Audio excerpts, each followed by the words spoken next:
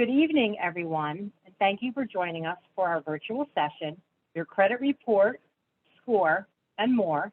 My name is Barbara Agan, and I'm the Director of Member Engagement and Education with ABCO Federal Credit Union. Also attending with me, other than Melanie Green, who's my tech support, is our Vice President of Lending, Esther Hubler. She's really my backup support if questions come in that are a little more complicated or lending and ABCO focused that I can't answer. She's the smart one. Okay. So before we end the meeting, we're going to just kind of cover just some things going on at ABCO. We've had a lot going on, and if you are signed up to receive our regular emails, you know we've been very busy these last couple months, especially this last month. So let's go ahead and get started. So take a look at the agenda. Basically, this is a short session. It shouldn't last more than an hour unless you guys really have a lot of questions. But we're going to go over actually looking at the credit report. So I pulled my Experian report from annualcreditreport.com. We'll take a look at what you should be checking on your credit report and what to do if you have disputes. And then we'll do a little bit on the credit score. So some basics on the credit score, the impact of behaviors and tips to improve. And then again, at the end, we'll follow up with some Q&A. So what is the credit report? Basically, it's a record of all your credit history that includes information about your identity. All those basic facts, name, address, all those demographics. One way to look at it, hold on. And then it also includes things like your credit cards, mortgages, car loans, and student loans. One way to look at the credit report, it's kind of like if you had a report card for life. So whenever you were at that first age where you got your first credit card, you got your first car loan, it's really a record of all your lending behaviors over the course of time. And it would be like the report card that started in pre-K or kindergarten and continued throughout your life through, high school, college, and beyond. So it really does record everything. So the last time, or the first time I had seen my credit report was probably about 10 years ago. I was in a training session talking about credit, and so I decided to pull my report, and I was surprised to see so many cards listed I had closed out, or many with zero balances, but I was advised not to close them, and we'll cover that because that does affect your score. So the credit report can also include terms of your credit, how much you owe your creditors, and your payment history. Information about court judgments, so it shows your good behaviors and your bad behaviors, and also lists inquiries, and can also list companies who have required a score or report for you. The credit score itself is basically a score that's given that rates how likely you are to repay a debt or how responsible you are with money. Now, somewhere on this panel, there might be a way to raise your hand. I think you can use the little icons within the chat window. How many people actually monitor their credit score? Is there anybody that does that now regularly? Find the controls and sort of do a show of hands. Okay, I see one thumbs up. Yeah, there's several ways that you can do that. If you have a checking account with ABCO and you have the Protection Plus checking, that's one way to do it. Also, there are programs like LifeLock.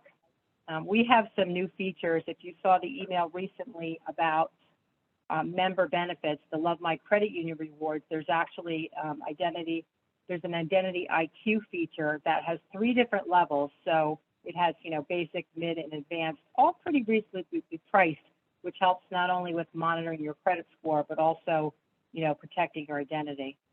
But if you don't have any of those tools at this time, you can always set up a free account with Credit Karma, you just want to keep in mind that Credit Karma score tends to be a little higher than the others.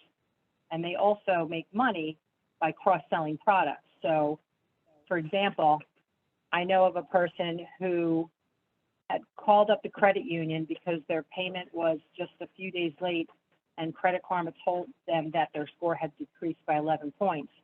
And after doing some research, we found that to be exaggerated. The score had not gone down that much. So sometimes you just have to be careful. Usually your best bet would be to have an account, for example, Experian, you could have a free account, and then you get a more accurate review. So again, your credit score is a 3-digit number that relates to how likely you are to repay a debt, and it's based on the information that's found on your credit report. And that's, so all of that, all of what you do goes into effect. So there are 3 national credit reporting bureaus that house credit histories. There's Equifax, Experian, and TransUnion. Each of these agencies produces a version of a FICO score based on data collected. And then, again, the freecreditreport.com, the way that you can actually check your credit throughout the year is each time you pull one. So I happen to pull Experian, I guess just because I was comfortable with the layout. I probably should have pulled TransUnion because you can't have a free TransUnion account. So that would have been a good way to compare that. I'll have to do that next time. At Equifax, I do have an account with, but they don't provide all the details. So each trade is a little different. Also, you know, something else to keep in mind when it comes to lending is that not all financial institutions report to all 3 or have the same, you know, criteria. It can get a little complicated, but monitoring your score at least gives you a good idea of where you stand. And we'll get into that a little bit further.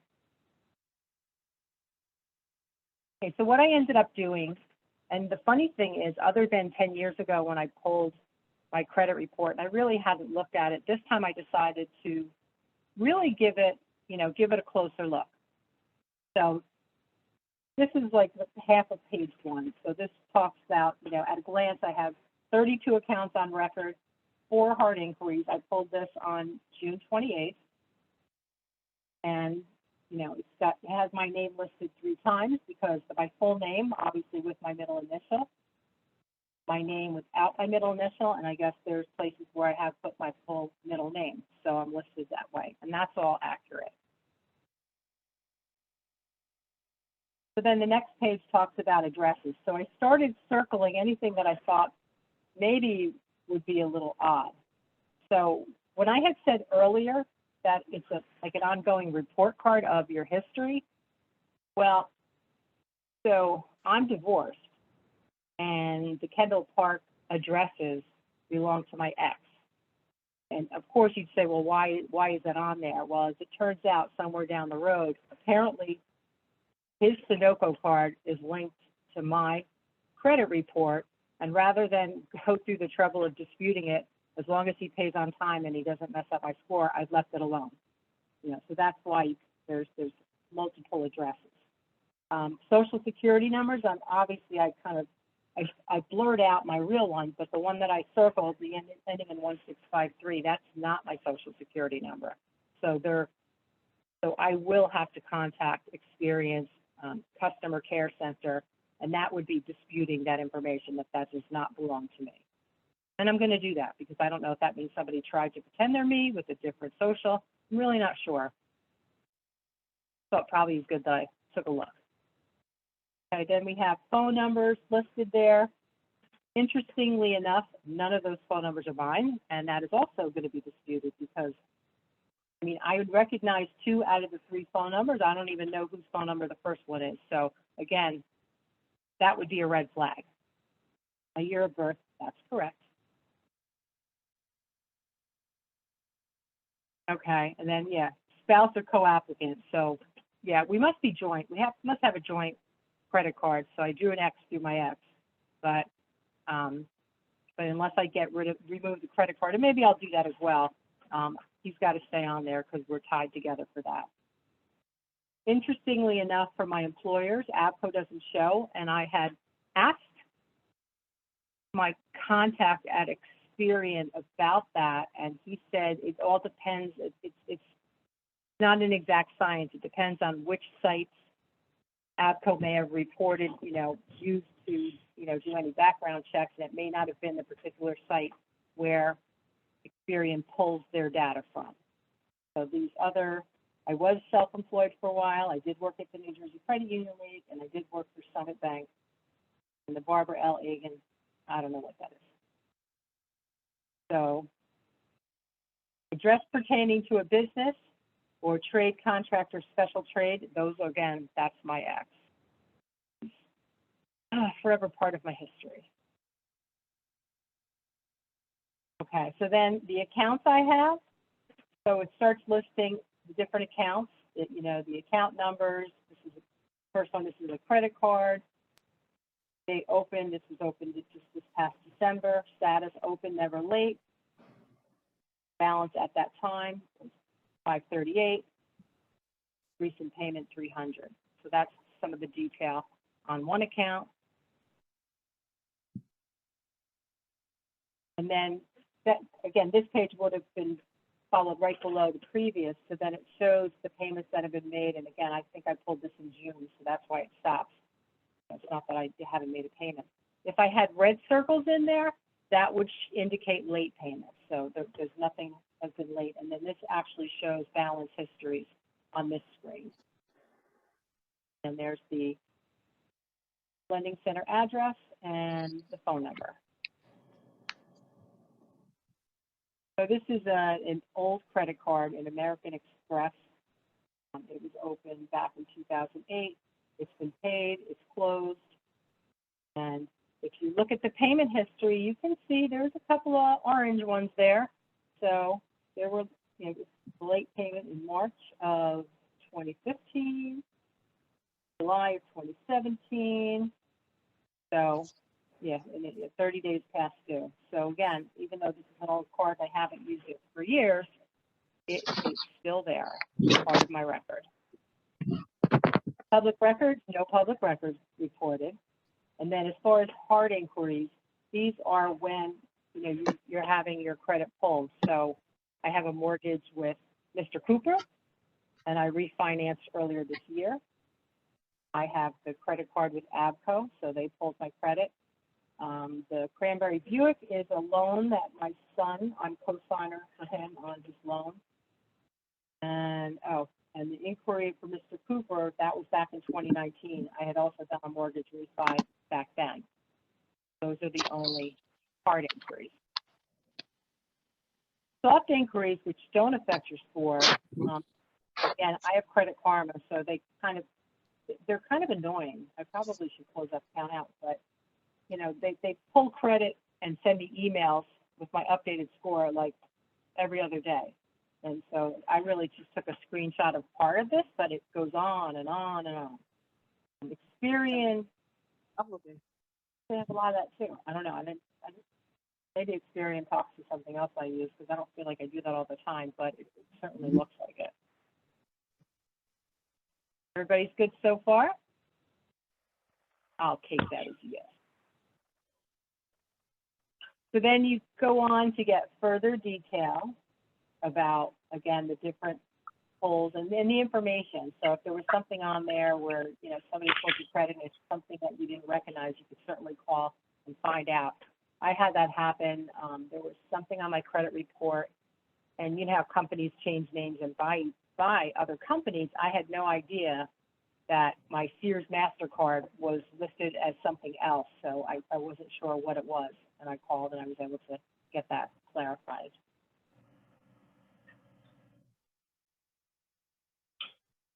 So there's a disclosure about medical information in public records and contacting Experian. That's what I have to do. I'll have to go onto my Experian account, or I can call, talk about a few items that I want to dispute.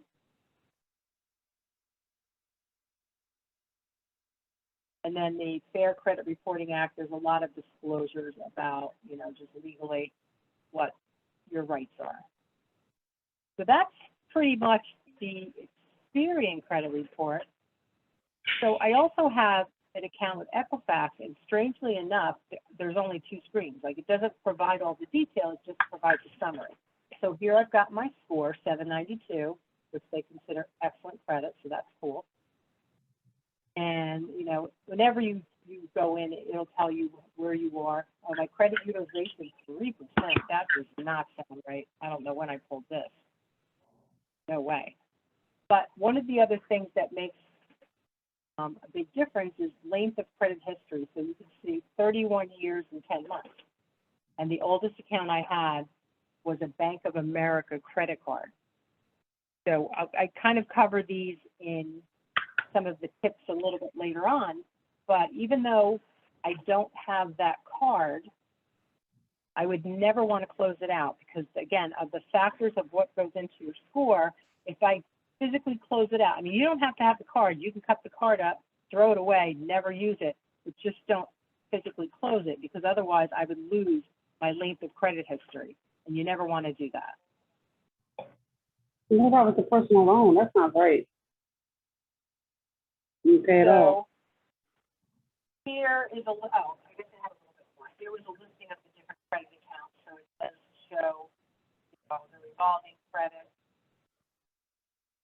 mortgage, installment. That's the installment is my son's car payment. Revolving is most likely at the moment. But again, it gives you the list of payments and that's probably all of my credit cards. I have several. I think 7 accounts. 4 with balances, yeah. So that's probably hit me in a high shopping spree because one of my cards, I have Abco's credit card, which I love, but I also have this addiction to shopping. So I have an Amazon Prime credit card that I use a lot as well. So, and then 2 others. So FICO. FICO stands for Fair Isaac Corporation and is a data analytics company based in San Jose, California, and they focus on credit scoring services. Basically, with your credit score, it can range anywhere from 300 to 850. See, looking at the chart, 300 to 579 is considered very poor credit. Fair credit, 580 to 669. Good credit, 670, 739. Very good, 740 to 799. Exceptional, 800 to 850. I've never had 800. That's a goal. So, again, when I said it earlier, not all financial institutions use the same criteria to pull your credit, but, you know, basically, it gives you an idea of where you stand. But just know that, you know, if you're applying for a loan at Abco versus another financial institution, you may not be rated with the same score at both financial institutions. So let's take a look at what makes up a credit score. So the types of credit is low. That's only 10%. You know, so whether you have just one credit card or you have a few credit cards, a car loan, a mortgage, you know, no matter what, more or little, that's little. That's a low amount. Your new accounts and inquiries are also only 10%. Length of credit history is a little bit more, 15%. Your payment history is bigger, 35%, and the amount owed really is key. Mm-hmm. So why do you need good credit? Well, it improves your image in the eyes of lenders so that you can get a loan at a good percentage rate and increase your buying power. At Abco, we tend to advertise our lowest rates, so you can have rates as low as, but there's different tiers. So depending on where you fell, where your credit score was, you might be paying a little bit more. So the better the score, the potentially, the better the rate that you would get. Mm-hmm. Job offers, nowadays, everybody looks at your credit, financial companies, police departments, so it just becomes sort of part of your character. I'm told by my insurance company that they also look at your score, because, and you see the commercials online where they're like, that's not fair, that they rate the cost of your insurance based on your credit score. That's the question, the one where he goes, turns out it's not illegal, just immoral. But that's kind of the direction that seems like the world is going in. So the bottom line is it could save you money. So a little bit of impact to you now and later, showing the difference between a $20,000 used auto loan. On the left is the A credit person, 720 or above credit score, versus D credit, 525 to 624. Same term. The A credit's got 5.5%, and obviously that's pretty high. So I should have adjusted these numbers, but oh well. And the D credit was 12%. So it shows the difference in the monthly payments and the interest paid overall during the life of the loan. And so the D credit is paying, $37.72 more for the same automobile. That's a lot of money. A smaller sample would be a credit card, but it could be the difference between, 11.9%, which is a good rate compared to your major credit cards that tend to be like over 20%, usually 21 or 22. ABCO's lowest rate for creditworthy is 7.99, which is a really good rate, versus D credit, where the rate could be as high as 25% or higher. I don't think credit unions can go that high, but credit card companies certainly can. So it shows the difference with carrying the same $2,000 balance, and it shows the 24 monthly payments and $241 in interest versus 27 monthly payments and $652. Came a long way. Again, 3 more months and a little bit more money. It adds up. So some steps for building or improving your score. So remember, again, you don't want to close out too many accounts, and you don't want to close out your first account. So we talked about that. Another big factor is credit utilization, and I think there's a slide here that talks about that. So if I have a lot of cards with balances on them, if I am using over 30% of all of my credit, that can affect the score, that can lower it. So let's take a look at first some other tips. I think the credit utilization comes out later. So obviously paying your bills on time, keeping the credit utilization rate less than 30%, and I'll give some examples of that. Don't close out old accounts. Never close out your first account or your first credit card. Don't open a flurry of new accounts. So those are just basic tips. So the credit utilization. So here it shows there's 4 credit cards. Clearly the first one, card 1, isn't really used anymore, but it has a $5,000 balance. Okay, card 2 is using, 8,000 out of 10. That's 80% credit utilization. The next one, 1 out of 7 is 14%, and then the 9 out of 22 is, the totals are 9,000, total limits are 22, and the credit utilization is 41%. So that's still a little high, it's higher than 30. One time, luckily it was after, must have been in 2020, must have been right after I refinanced my mortgage for the first time, because I got a cash out refinance. About a week after, I noticed that Sears MasterCard, I got an email that it didn't say Sears MasterCard. It said blah, blah, blah company has lowered your balance by whatever, a certain amount, and it affected my score. It wasn't something I asked them to do, but that can happen also sometimes if you have a high balance card that you don't use, the company could decide to just decrease it. I think it lowered my score about 13 points for about 2 weeks. I was just like, oops, if that would have happened right before I was refinancing, that definitely would have affected my deal. But it did start picking up right away back again, so it didn't affect me for long.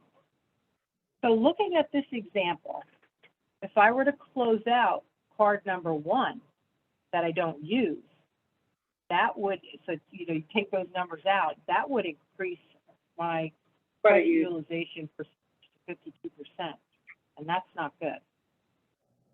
Basically, what I would need to do really is focus on paying down card number 2.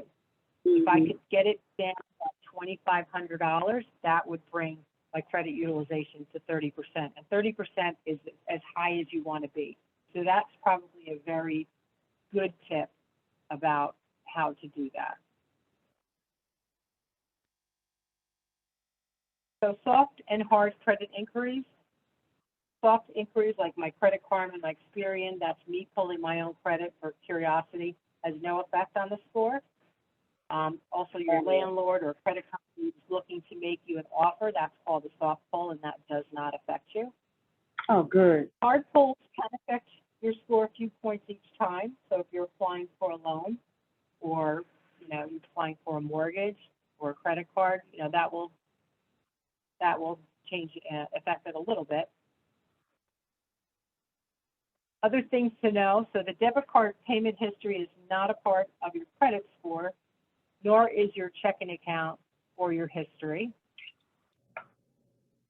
For student loans, if you haven't started paying them, they are not part of the score, but when they become due, they become part of the score. Oh, good. Comparison shopping, because most people don't just go to one place and get a loan, sometimes they shop around. So if you've gone to multiple places within 14 days, it's not like getting a hard hit 14 times. So it minimizes the impact that's going to affect your score.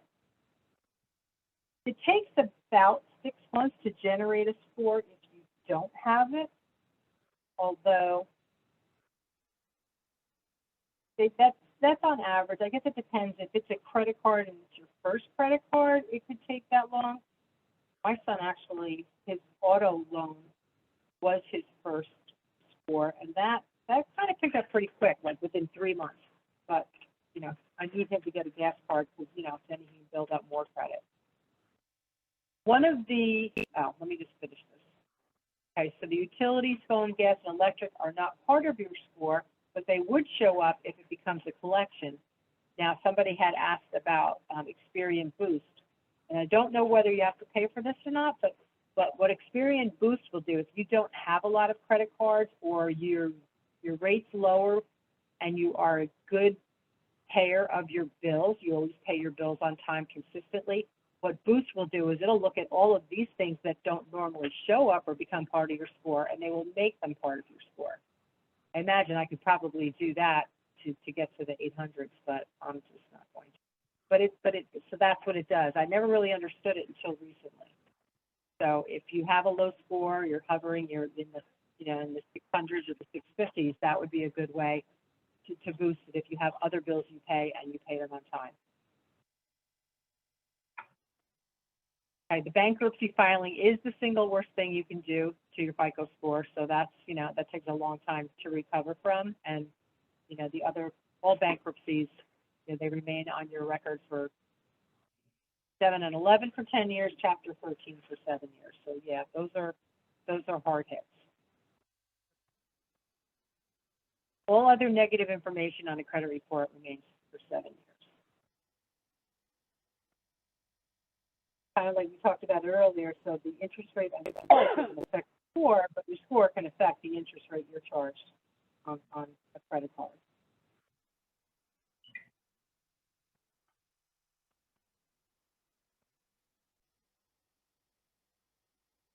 I'd like to thank you all for attending our session tonight.